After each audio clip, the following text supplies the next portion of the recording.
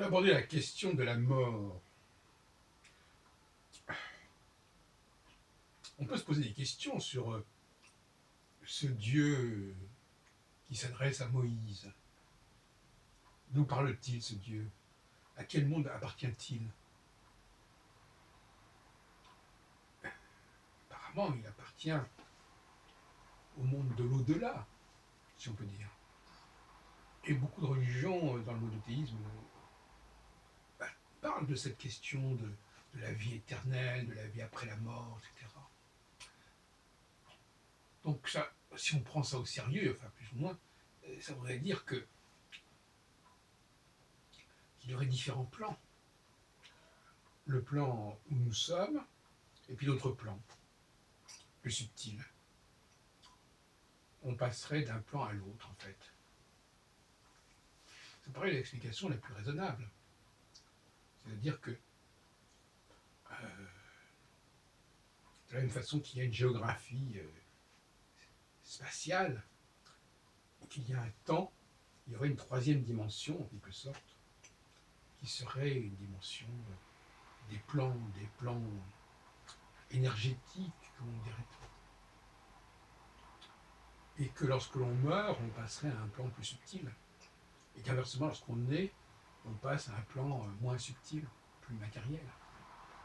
Peut-être qu'il s'agit simplement, comme ça, d'une succession de plans. Ça vous pensez un peu d'ailleurs au mythe platonicien d'Air, le ver, où l'âme passe par des plans successifs, qui sont d'ailleurs associés aux planètes, ça c'est le problème. Et je pense que c'est la proposition la plus raisonnable de dire qu'il y a, non pas la mort, il n'y a pas de mort, la mort n'existe pas en fait. Il y a simplement le passage d'un plan à un autre. Et la naissance non plus n'existe pas. Il y aurait aussi le passage d'un plan à un autre, mais dans l'autre sens. La naissance, on passerait d'un plan plus subtil à un plan moins subtil, et avec la mort, on passerait d'un plan moins subtil à un plan plus subtil. Voilà ce que je propose raisonnablement, si vous voulez. Je ne vais pas aller beaucoup plus loin là-dessus. Mais une question qui se pose, d'ailleurs, au niveau, par exemple, dans l'espace, dans le temps, dans interplanétaire, sur quel plan se produisent-ils? Allez savoir. C'est curieux, on parle beaucoup des voyages dans l'espace, mais on pourrait peut-être aussi parler des voyages à travers ces différents plans, qui est ce que j'appelle donc la troisième dimension. Peut-être qu'on peut apprendre à faire ça. D'ailleurs, c'est ce qu'on fait quelque part quand on... Moi, par exemple, quand j'ai organisé des entretiens médiumniques, il s'agissait bien de passer d'un plan à un autre. Le fait, par exemple, d'aller consulter les mémoires akashiques, d'aller dialoguer avec des entités décédées, désincarnées plutôt, pour avoir des renseignements sur leur vie, sur leur œuvre. C'est aussi une façon de voyager dans ce plan, ce qu'on appelle le plan de l'astral.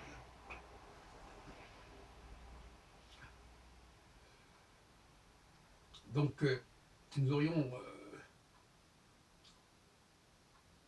il serait probable que les machines, tout ce qui est dehors de la machine, ne voyage pas dans différents plans. Mais l'humain, lui, le fait, ou les animaux, je ne sais pas. Mais nous avons effectivement des interactions.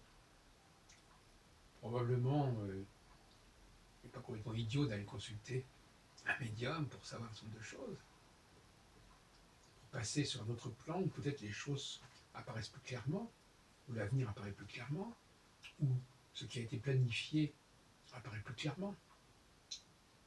Je n'exclus pas la possibilité d'une réincarnation, une incarnation qui soit liée à une mission, j'appellerais un destin, une destination, en tout cas une mission. Pourquoi pas, après tout.